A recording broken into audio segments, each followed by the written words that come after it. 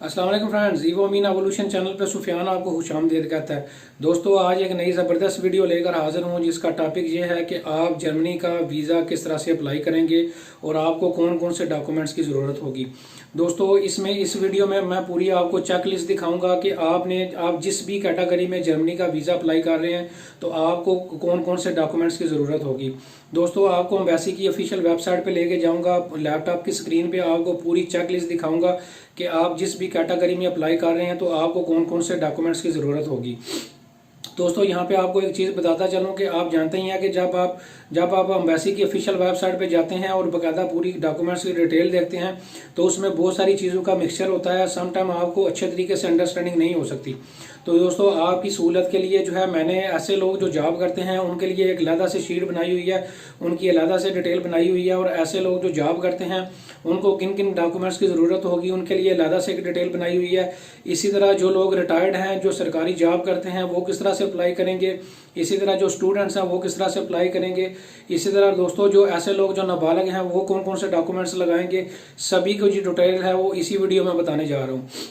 दोस्तों, यही नहीं, इसके अलावा ऐसे लोग जो जर्मनी से इनविटेशन या स्पॉन्सर भेज रहे हैं और जो बंदा आपका इनवाइटर जो आपको इनवाइट कर रहा है वो जर्मनी में मौजूद है, वो कौन कौन से डॉक्यूमेंट्स लगाएगा उसकी भी डिटेल जो है इसी वीडियो में जो है दोस्तों आपको बताने जा रहा हूँ। दोस्तों, एक और चीज़ आपको बताता चलूँ, अगर आप वीडियो को अच्छे तरीके से समझेंगे, पूरी चेकलिस्ट को अच्छे तरीके से समझेंगे, आप पूरे डॉक्यूमेंट्स को अच्छे तरीके से तैयार करेंगे तो बहुत सारे चांसेस हैं कि आपको जो है वो जर्मनी का वीज़ा जो है इंशाल्लाह ज़रूर ग्रांट होगा। तो दोस्तों, इसलिए पूरे स्टेप्स को अच्छी तरह समझिएगा और लैपटॉप की स्क्रीन पे जो है मैं आपको लेके जा रहा हूँ। और लैपटॉप की स्क्रीन पे जाने से पहले जो मेरे चैनल को जो है वो सब्सक्राइब कर लें। दोस्तों, हम एम्बेसी की ऑफिशियल वेबसाइट पे आ रहे हैं तो आपके पास सामने कुछ इस तरह से इंटरफेस ओपन होगा। दोस्तों, इसमें थोड़ा सा आपको कन्फ्यूजिंग शायद ये वाला पोर्शन लगे, लेकिन आप कंफ्यूज ना होइएगा क्योंकि लास्ट पे जो है मैंने एक अलहदा से शीट बनाई हुई है। उसमें पूरी जब आप पूरी वीडियो देखेंगे तो पूरी आपको अंडरस्टैंडिंग होगी। जहाँ पे जस्ट मैं आपको जो है वो एक ओवरव्यू देने जा रहा हूँ। बाकी जो डिटेल है, जैसा कि मैंने वीडियो के शुरू में बताया कि आपको मैंने अलहदा से बनाई हुई है, जो कि ये आप देख सकते हैं कि मैंने अलहदा से भी जो है डिटेल पूरी एक अलहदा से भी बनाई हुई है। तो अभी जो है ज़्यादा टाइम हम जो है इस पर नहीं लगाएंगे। यहाँ पे जो है जस्ट ओवरव्यू मैं आपको दूंगा और पूरी डिटेल जो है ये डॉक्यूमेंट्स आपने कहाँ से बनवाएंगे और क्या क्या डॉक्यूमेंट्स की ज़रूरत होगी वो अगली अपनी वाली जो ये स्लाइड है उस पर जाके बताऊँगा। तो अभी हम अम्बेसी की ऑफिशियल वेबसाइट पे आ जाते हैं। सबसे पहले जो है वो लिखा हुआ है कि ये जो डॉक्यूमेंट्स हैं ये हर एप्लीकेंट जो है वो जमा करवाएगा। ये कौन कौन से डॉक्यूमेंट्स हैं? फर्स्ट ऑफ ऑल तो ऐसे लोग जो पाकिस्तानी हैं और वो अपने CNSE की कापी जो है वो लगाएंगे। और ऐसे लोग जो कि नॉन पाकिस्तानी हैं और पाकिस्तान में जो है वो वर्क परमिट पे हैं या किसी और पर्पज़ के लिए उनका यहाँ पे स्टे है, जैसे अफगान रेफ्यूजीज हैं या कोई और कैटेगरी में है, तो फिर उन्होंने अपना वर्क परमिट जो है वो दिखाना होगा। तो ये उन लोगों के लिए है जो नॉन पाकिस्तानी है, उन लोगों के लिए फॉर्मेलिटी है। जो नेशनल लोग हैं वो अपना कौमी शनाख्ती कार्ड जो है वो दिखाएंगे। आगे proof of means of transportation, ये फ्लाइट रिजर्वेशन आपने एक लगानी होगी, ये भी बताऊंगा आगे जाके। फिर आपने जो जिन जिन मेंबर ट्रैवल स्टेट्स में जो है आपने ट्रैवल करना होगा, जिन शेंगन कंट्रीज में, उसका भी जो है आपने पूरी जो है वो डिटेल आपने ऑर्डिनरी देनी होगी। आगे जो है proof lodging reservation of accommodation, ये होटल रिजर्वेशन के बारे में भी अगली स्लाइड पे मैं आपको जाके बताऊंगा कि आपने किस तरह से फिल करना है, परचेज करनी है। इसके अलावा प्रूफ ऑफ मीन्स आपसे पूछ रहा है कि आपके जो है जिस कंट्री में आप रह रहे हैं वहाँ का जो है आपने सोशल स्टेटस बताना होगा कि आप यहाँ पे जो है एक अच्छी लाइफ गुजार रहे हैं और आपने अपने एसेट से शो करना होगा कि आप जो है वो वापस आएंगे विजिट करने के बाद, या जो भी जिस कैटेगरी में भी आप अप्लाई कर रहे हैं जर्मनी का जो है वो आप जो है वीज़ा अप्लाई करने के बाद वहाँ पे ट्रिप के बाद आप अपने कंट्री में वापस आएंगे। सबसे पहले जो है ये लिखा हुआ है FRC, जो कि आपने नाजरा से लेना होगा। ये आगे जाके डिटेल दूंगा इसकी सारी। अच्छा, प्रूफ ऑफ मीन्स, ये जाके बैंक स्टेटमेंट लिखी हुई है 6 माह की। इसके अलावा आपका टैक्स रिटर्न्स होनी चाहिए, पिछले 2 सालों की जो है आपके पास जो है वो टैक्स रिटर्न्स होनी चाहिए FBR की तरफ से, तो जो आपने सबमिट करवाई होगी। इसके अलावा आगे लिखा हुआ है कि अगर आपके पास ये चीज़ें नहीं है तो फिर आपने बाकी एसेट से जो है वो बताना होगा, प्रूव करना होगा कि आप वाकई ही है यहाँ पे एक अच्छा लाइफ स्टाइल गुजार रहे हैं। अच्छा, आगे आ जाते हैं। आगे लिखा हुआ है additional specific proof of means with ties with the country of the resident, तो depending upon the status of the applicant. इसमें जो है अगर तो कोई बंदा जॉब कर रहा है वो सैलरी स्लिप लगाएगा, इसके अलावा कंपनी का लेटर लगाएगा और लीव एप्लीकेशन जो है वो लगाएगा। अच्छा, आगे लिखा हुआ है अगर कोई बंदा कंपनी ओनर है तो वो अपनी कंपनी की सर्टिफिकेशन जो है वो देगा। अच्छा, आगे लिखा हुआ है ये उन लोगों के लिए फॉर्मेलिटी है जो गवर्नमेंट जॉब करते हैं और वो या वो रिटायर्ड हैं, वो अपना एनओसी देंगे, और जो बंदा रिटायर्ड है वो अपनी पेंशन बुक जो है वो 6 मंथ की देगा। अच्छा, आगे आ जाते हैं sponsor. If the applicant is sponsor, कि अगर कोई बंदा आपको कोई स्पॉन्सर भेज रहा है तो फिर आपको प्रूफ ऑफ स्पॉन्सरशिप, यानी कि आपको जो बंदा जर्मनी में रह रहा है अगर वो स्पॉन्सर कर रहा है तो वो आपको इनविटेशन लेटर या स्पॉन्सर जो है वो उसकी कॉपी भी आपने साथ जो है लगानी होगी। आगे आ जाते हैं द एप्लीकेंट डिपेंडिंग, अगर कोई एप्लीकेंट जो यहाँ से जा रहा है और उसका जो ट्रिप या विजिट है वो बंदा जो है वो स्पॉन्सर कर रहा है, या उसको वो वाला बंदा जो है उसका एक्सपेंस सारे बियर करेगा जो जर्मनी में मौजूद है, तो फिर आपने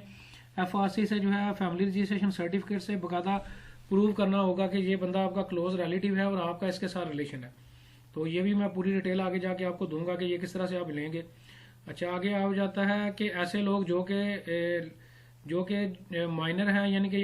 नाबालग हैं, वो किस तरह से ट्रैवल करेंगे। उन्होंने अपने पेरेंट्स की तरफ से जो है वो एक इजाजतनामा जो का एफिडेविट जो है वो साथ लगाना होगा कि ये हमारा बच्चा जो है ये नाबालग है और इसको हम जो है इजाजत देते हैं कि ये जो है ट्रैवल कर सकता है जर्मनी के लिए। जिस भी कैटेगरी में वो वीजा अप्लाई कर रहा होगा तो उसने जो है इजाजतनामा जो है एक साल लगाना होगा। इसके अलावा CNAC की कॉपी भी जो है वो अपने पेरेंट्स की देगा जो बंदा नाबालग है, ये उन लोगों के लिए फॉर्मेलिटी है।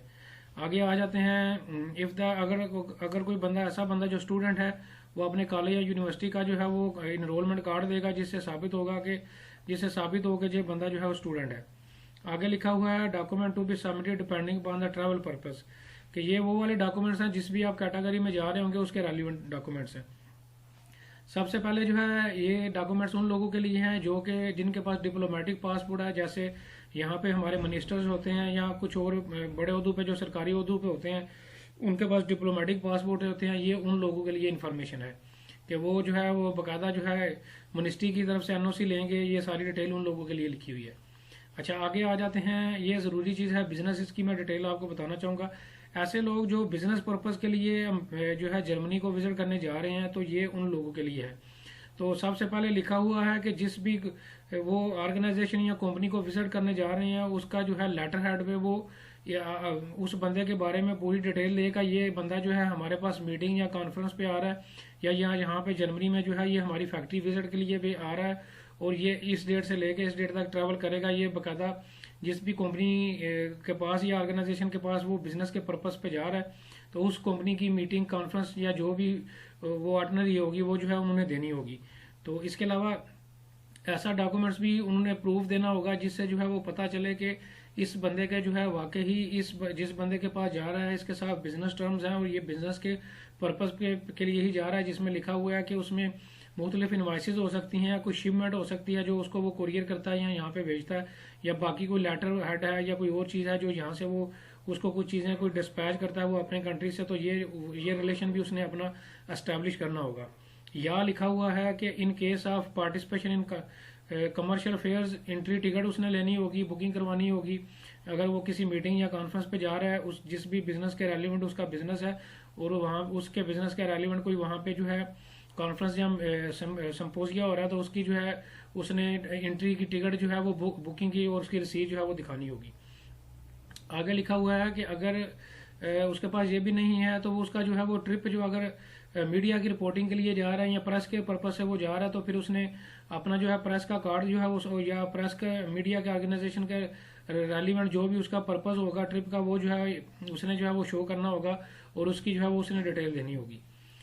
अच्छा, अब ये आ जाते हैं, ये भी इंपॉर्टेंट चीज़ है कि ऐसे लोग जो कि स्पॉन्सर या इनविटेशन पे जा रहे होते हैं ये उन लोगों के लिए फॉर्मेलिटी है कि उन्होंने बाकायदा जो है प्रूफ ऑफ स्पॉन्सरशिप जो है अपना जो बंदा जर्मनी में रह रहा है वो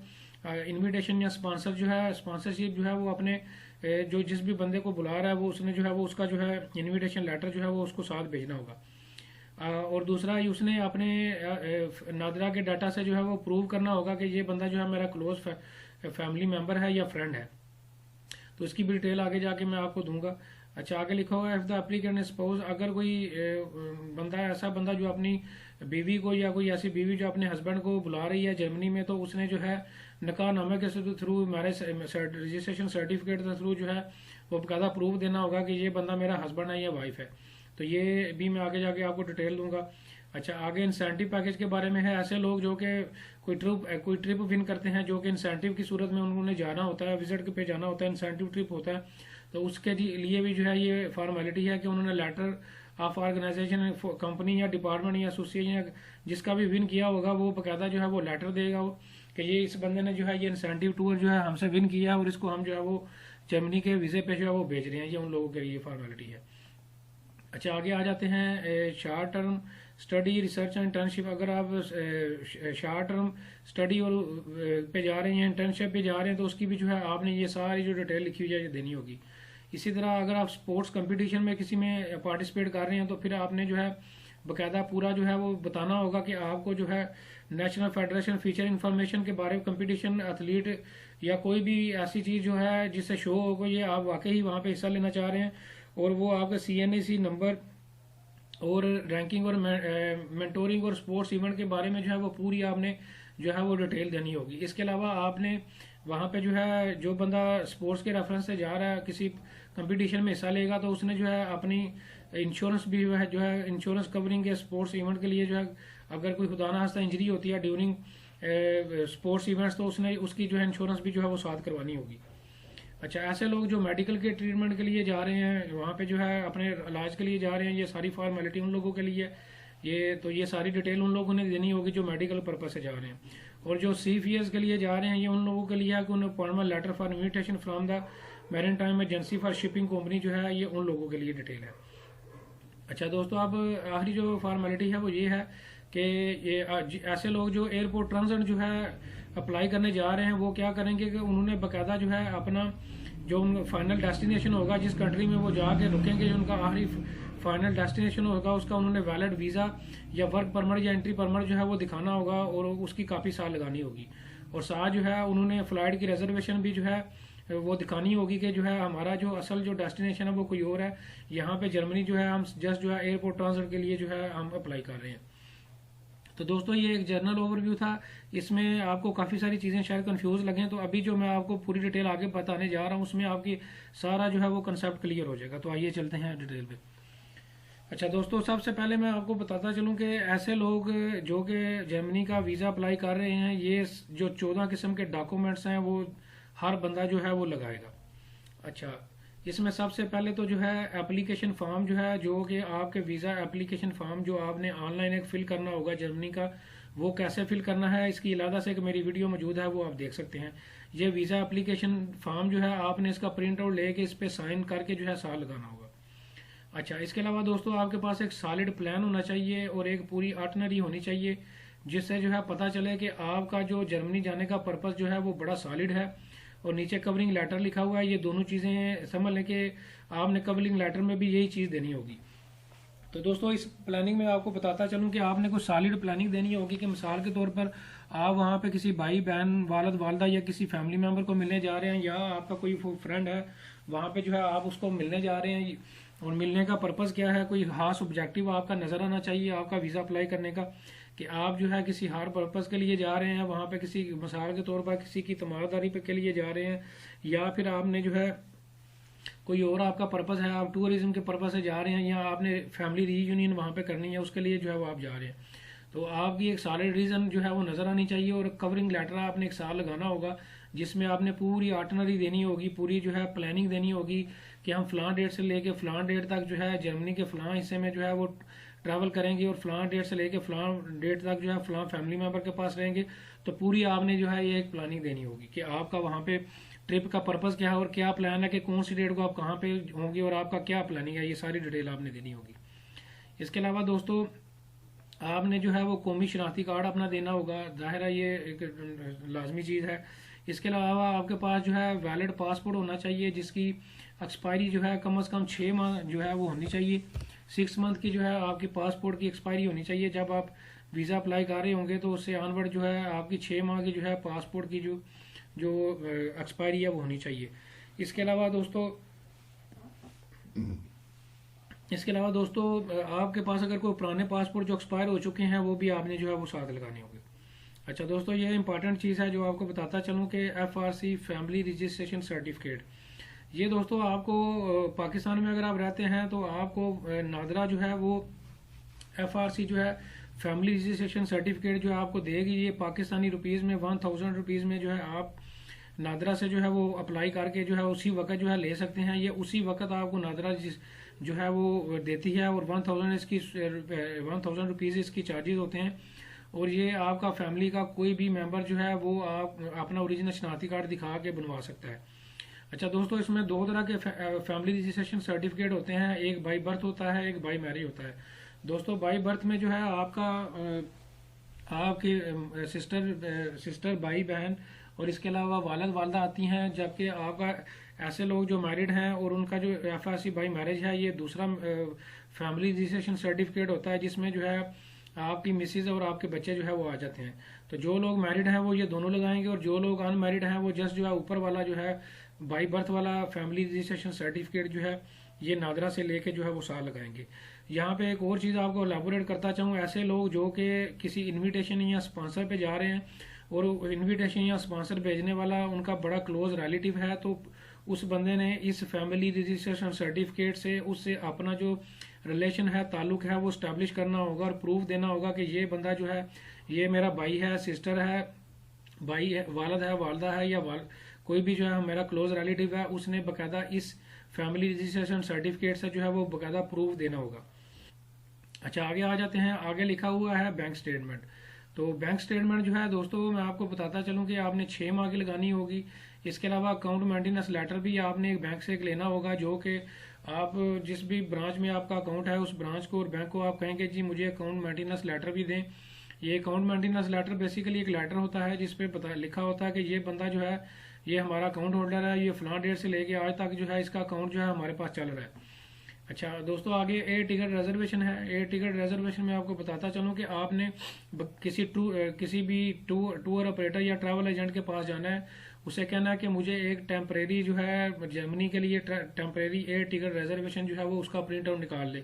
वो आपका पासपोर्ट दे के आपको पासपोर्ट के मुताबिक जिस भी आपने ट्रैवल करना होगा, जिन डेट्स में आपने जर्मनी जो है ट्रैवल करना होगा, उन्हीं डेट्स की जो है आपको एक फ्री जो है टेम्परेरी रिजर्वेशन निकाल के दे देगा। और ये बाकायदा से एयर टिकट नहीं होगी, ये जस्ट टेम्परेरी एयर टिकट की रिजर्वेशन होगी, जो कि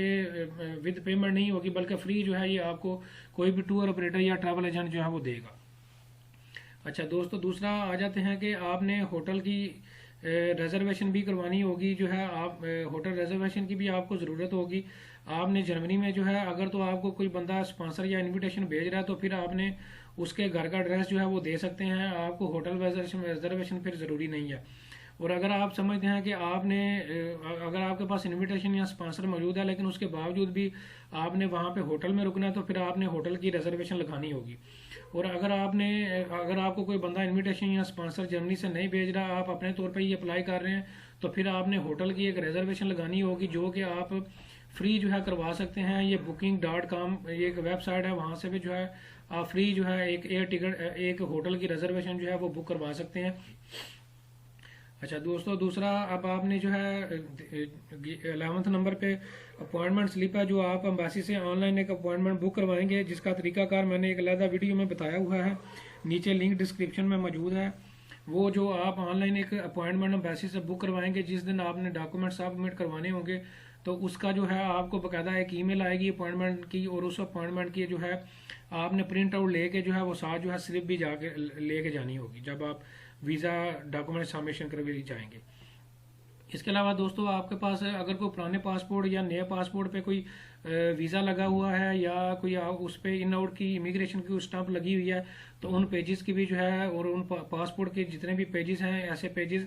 जिन पे वीज़ा या स्टैंप्स लगी हुई हैं, उनकी आपने फोटोकॉपी जो है वो भी साथ लेके जानी होगी। इसके अलावा ऐसे लोग जो कि फाइलर हैं और टैक्स रिटर्न्स अपनी बिजनेस की या जॉब की जमा करवा रहे हैं, उन्होंने जो है वो अपने पिछले 2 सालों की FBR की टैक्स रिटर्न जो है वो आपने लगानी होगी। और अगर आप टैक्स नहीं दे रहे और आप टैक्स से एग्जम्प्टेड हैं, तो फिर आपने प्रूफ देना होगा कि आप टैक्स से एग्जम्प्टेड हैं और आप टैक्स पेयर नहीं है, इसकी क्या रीज़न है, ये भी फिर आपने जो है वो डिटेल साथ देनी होगी। दोस्तों इसमें मैं आपको बताता चलूँ, ऐसे लोग जो जॉब करते हैं अगर उनके पास टैक्स रिटर्न्स नहीं है तो कोई इशू नहीं है। अगर उनकी सैलरी पे जो है वो बाकायदा लिखा हुआ है कि उनका जो है टैक्स डिडक्ट हो रहा है, तो वो अगर उनके पास टैक्स रिटर्न्स नहीं है या वो फाइलर नहीं है तो कोई इशू नहीं है। उनके पास वही सैलरी स्लिप जो है उनका जो है वो टैक्स का जो है वो प्रूफ होगा कि ये बंदा जो है वो टैक्स दे रहा है और सैलरी स्लिप पे इसका टैक्स जो है डिडक्शन हो रही है और ये मेंशन है। अब आ जाते हैं ऐसे लोग जो अपना बिजनेस करते हैं, वो कौन से डॉक्यूमेंट्स लगाएंगे, ये उनके लिए फॉर्मेलिटी है। अच्छा, पहले लिखा हुआ है कि आप अपना जो बिजनेस, जो भी आप बिजनेस करते हैं उसका बिजनेस का लेटर हेड या विजिटिंग कार्ड जो है आपने लगाना होगा, जो कि आपका प्रूफ होगा कि ये बंदे का वाकई यहाँ पे बिजनेस है और ये इसका विजिटिंग कार्ड या लेटर हेड है, दोनों में से कोई भी आपने चीज़ देनी होगी। अच्छा, इसके अलावा अगर आपकी कंपनी, आपका इदारा, आपकी ऑर्गेनाइजेशन, आपकी कंपनी, फैक्ट्री अगर रजिस्टर्ड है तो आपने उसकी रजिस्ट्रेशन का प्रूफ देना होगा, उसकी कॉपी भी जो है आपने साथ लगानी होगी। अच्छा, आप नीचे आ जाते हैं दोस्तों, ऐसे लोग जो नॉन पाकिस्तानी हैं, जो पाकिस्तान की शहरियत नहीं रखते या इंडिया की या जिस भी आप कंट्री में रहते हैं वहाँ पे उस कंट्री की आपके पास जो है शहरियत नहीं है और आप जो है अगर उस कंट्री में रह रहे हैं तो फिर जो है आपने अपनी जो है वहाँ का प्रूफ ऑफ वर्क परमिट का जो प्रूफ है या रेजिडेंस का जो प्रूफ है उसकी जो है वो काफ़ी साल लगानी होगी। तो ये ऐसे लोगों के लिए है जो नॉन पाकिस्तानी है, ये उन लोगों के लिए फॉर्मेलिटी है। जो पाकिस्तानी नेशनल है वो सिर्फ अपनी CNIC की कौमी शनाख्ती कार्ड की कापी लगाएंगे। अच्छा, आगे आ जाते हैं ऐसे लोग जो कि गवर्नमेंट के एम्प्लॉई हैं, गवर्नमेंट जॉब करते हैं, वो ये दो वाली चीज़ें लगाएंगे। पहले नंबर वाली चीज़ वो नॉन ऑब्जेक्शन NOC जिसे कहते हैं, नॉन ऑब्जेक्शन सर्टिफिकेट जो है वो अपने गवर्नमेंट के इदारे, जिस भी अदारे में वो इंस्टीट्यूशन में काम करता है उससे जो है उसने ये लेटर जो है NOC लेटर जो है वो लेना होगा और वो जो है वो साथ लगाना होगा। और अगर ऐसे बंदे जो सरकारी जॉब करते थे या वो रिटायर हो चुके हैं या किसी और डिपार्टमेंट थे, वो रिटायर्ड हैं और वो जर्मनी किसी भी वीज़ा कैटेगरी में जा रहे हैं तो उन्होंने अपनी 6 मंथ की जो पेंशन बुक है उसकी जो स्टेटमेंट है वो साथ लगानी होगी। अच्छा, आगे आ जाते हैं ऐसे लोग जो स्टूडेंट हैं, वो ये दो वाले डॉक्यूमेंट्स जो है वो लगाएंगे। पहले नंबर पे जो डॉक्यूमेंट्स है वो ये लगाएंगे कि वो जो है बाकायदा एडमिशन या अपने कॉलेज, यूनिवर्सिटी या स्कूल का एडमिशन लेटर या फिर जो इनरोलमेंट लेटर है वो देंगे, जिससे वो जो प्रूफ होगा कि ये बंदा वाकई ही जो है वो स्टूडेंट है। अच्छा, आगे आ जाते हैं, उन्होंने कॉलेज या यूनिवर्सिटी से जिस ड्यूरेशन को वो ट्रैवल कर रहे होंगे उसकी जो है लीव एप्लीकेशन भी जो है वो साथ देनी होगी। ऐसे लोग जो कि अपनी बीवी को या कोई बीवी जो है अपने हस्बैंड को जो है वो जर्मनी में बुलाना चाह रही है और वो उसका स्पाउस है, तो उसके लिए जो है ये मैरिज सर्टिफिकेट या निकाहनामा जो है उसने जो है लगाना होगा। तो ये फॉर्मेलिटी जो है उन लोगों के लिए है जो कि अपने स्पाउस को जो है वो जर्मनी में बुलाना चाह रहे हैं, उन लोगों के लिए जो अपने स्पाउस को बुला रहे हैं। अच्छा, अब आ जाते हैं ऐसे लोग जो जॉब करते हैं, ये उन लोग, सबसे पहले जो है ऐसे लोग जो जॉब करते हैं वो अपनी पिछली 3 माह की जो लेटेस्ट सैलरी स्लिप्स होंगी साइन एंड स्टैम्प के साथ जो है वो साथ लगाएंगे, भेज देंगे। इसके अलावा वो अपनी कंपनी का, ऑर्गेनाइजेशन का, फैक्ट्री का, जिस जगह भी वो जॉब करते हैं उस कंपनी का जो है वो लेटर हेड पे जो है एक बाकायदा जॉब लेटर देंगे जिस पे लिखा होगा कि ये बंदा फलां डेट से लेकर फलां डेट तक जो है हमारे पास जॉब कर रहा है, उसका कैडर या ओहदा हमारे पास ये है और उसकी जो है इतनी सैलरी है, इसका CNIC नंबर है। ये बेसिकली लेटर जॉब लेटर है जो जॉब वाले बंदे ने लगाना होगा। इसी तरह ऐसा बंदा जो जॉब कर रहा है वो जिस ड्यूरेशन में जो है जर्मनी के लिए अप्लाई करेगा, जर्मनी ट्रिप पर जाएगा, तो उसने उस दुरानिया की जो है लीव एप्लीकेशन जो है वो लेनी होगी और उस लीव एप्लीकेशन को जो है वो अपने साथ जो है वो जमा करवाना होगा। तो इसके अलावा ये दोस्तों चौथी फॉर्मेलिटी उन लोगों के लिए है जो कि किसी ऑर्गेनाइजेशन के ट्रिप पे जा रहे हैं या किसी इनविटेशन ऐसा बंदा या कि ऐसी ऑर्गेनाइजेशन जो जर्मनी में मौजूद है वो अगर उसके ट्रिप पे जा रहे हैं तो उन्होंने फिर जो है अपना रिलेशन जो है उसके साथ स्टैब्लिश करना होगा और बाकायदा जो है वो प्रूफ देना होगा कि ये बंदा जो है इस ऑर्गेनाइजेशन का हिस्सा है और इस पर्पज़ के लिए जो है हम जर्मनी जो है इसको बुला रहे हैं। तो ये उन लोगों के लिए चौथे नंबर वाली फॉर्मेलिटी है जो कि किसी ऑर्गेनाइजेशनल ट्रिप पे जा रहे हैं। जॉब वाले जो लोग हैं वो जस्ट 3 जो है चीज़ें ऊपर वाली जो है वो अपनी देंगे। अच्छा दोस्तों, अब जो ये फॉर्मेलिटी है ये माइनर्स के लिए, ऐसे लोग जो नाबालग हैं, ये उन लोगों के लिए फॉर्मेलिटी है। इसमें से जो है वो अपने पेरेंट्स की तरफ से जो है एक इजाज़तनामे का एफिडेविट लगाएंगे कि हम जो है अपने बच्चे को जो है वो इजाज़त दे रहे हैं कि ये जर्मनी जो है फ़लाँ पर्पज़ के लिए विज़िट पे जा सकता है। इसके अलावा अगर ऐसे लोग जिनके पेरेंट्स नहीं हैं और वो कानूनी तौर पर किसी और की सरपरस्ती में जो है वो ज़िंदगी गुजार रहे हैं तो फिर उन्होंने उस सरपरस्त की तरफ से इजाज़तनामे की जो है वो एक कापी लगानी होगी, एफिडेविट देना होगा कि इस बंदे को मैं इजाज़त दे रहा हूँ हूँ ये बच्चा जो है वो अपनी फ़लाँ ट्रिप पे जो है वो इस पर्पज़ के लिए जर्मनी जा रहा है, इसको मैं इजाज़त दे रहा हूँ। तो दोनों सूरतों में जो है आप अपने पेरेंट्स की कौमी शनाख्ती कार्ड की कापी भी जो है वो साथ लगाएंगे। इसी तरह जो है अगर आप लीगल गार्डियन के सरपरस्ती में ज़िंदगी गुजार रहे हैं तो फिर आपने लीगल गार्डियन की कौमी शनाख्ती कार्ड की जो है वो कापी लगानी होगी। तो ये फार्मेलिटी जो है ये उन लोगों के लिए है जिनकी एज जो है वो 18 साल से जो है वो कम है। ऐसे लोग जो जर्मनी में रह रहे हैं और उन्होंने जो है किसी बंदे को वो जो है इनविटेशन भेज रहे हैं, जो कि उनके वो कौन कौन से डॉक्यूमेंट्स लगाएंगे, तो ये उन लोगों के लिए है जो जर्मनी में रह रहे हैं, उनके लिए फॉर्मेलिटी है। सबसे पहले तो वो जो है अपना इनविटेशन लेटर जो है साइन करके नीचे जो है उसको ईमेल करेगा या कुरियर करेगा, जिस भी बंदे को वो बुला रहा है वो अपना जो है इनविटेशन लेटर जो है वो भेजेगा। अच्छा, इसके अलावा वो अपने पासपोर्ट की, जो बंदा जर्मनी में रह रहा है वो पासपोर्ट की कापी, अगर उसके पास वहाँ का पासपोर्ट है तो उसकी कापी लगाएगा, या अगर उसके पास जर्मनी का वर्क परमिट है तो उसकी कापी साथ देगा। इसके अलावा वो अपने बैंक की स्टेटमेंट 6 माह की जो है वो देगा। इसके अलावा अगर वो जिस जगह पे भी वो जॉब करता है उसकी सैलरी स्लिप्स या सोर्स ऑफ इनकम जो है उसने बताना होगा, तो ये भी वो जो है वो साल लगाएगा।